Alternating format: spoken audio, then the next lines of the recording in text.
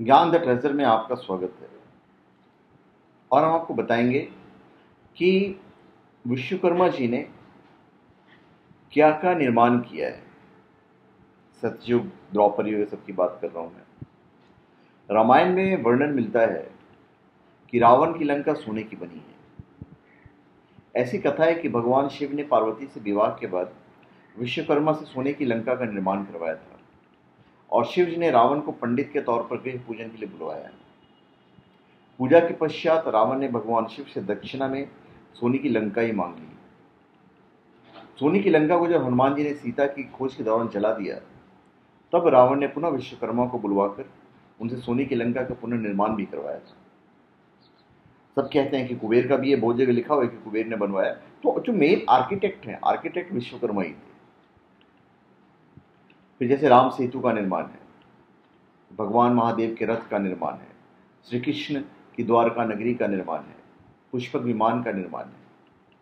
पुष्पक विमान के बारे में आपको बता देता हूँ। पुष्पक विमान का, उसके बाद कर्ण का कुंडल, विष्णु भगवान का सुदर्शन चक्र, शंकर भगवान का त्रिशूल और यमराज का कालदंड इत्यादि वस्तुओं का निर्माण भी भगवान विश्वकर्मा ने किया है। तो कहीं ना कहीं मेन जो आर्किटेक्ट थे वो हमारे भगवान विश्वकर्मा ही थे। अभी हम उससे शुरुआत करते हैं, थोड़ा डिटेल वर्जन। जैसे लंका का निर्माण का मैंने आपको बता दिया, अभी राम सेतु का है। तो वाल्मीकि रामायण के अनुसार भगवान श्री राम के आदेश पर समुद्र पर पत्थरों से पुल का निर्माण किया गया था। राम सेतु का निर्माण मूल रूप से नल नाम के वानर ने किया था। नल शिल्प कला इंजीनियरिंग जानता था।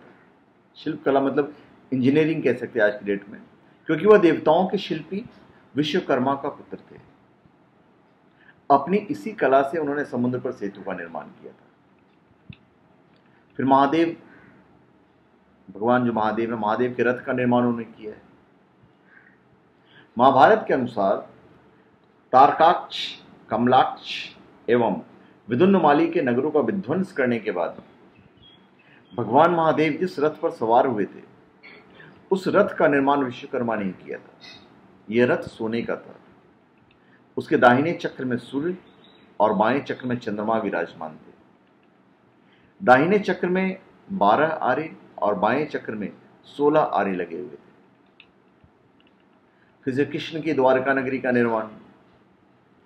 श्रीमद् भागवत के अनुसार द्वारका नगरी का निर्माण भी विश्वकर्मा ने ही किया था।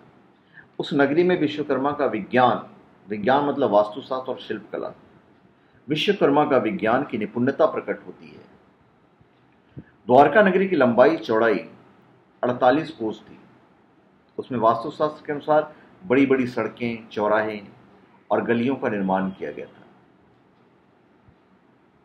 तो सभी देवों के भवन और उनके दैनिक उपयोग में आने वाली वस्तुओं को इन्होंने ही निर्मित किया था। जैसे कि मैंने आपको बताया ही, कर्ण का कुंडल, विष्णु भगवान का सुदर्शन चक्र, शंकर भगवान का त्रिशूल और यमराज का कालदंड इत्यादि वस्तुओं का निर्माण उन्हीं के द्वारा किया गया। उनका योगदान था उसमें। तो धन्यवाद। आप हमारे चैनल पर सब्सक्राइब करें और अपने कमेंट दीजिए। धन्यवाद।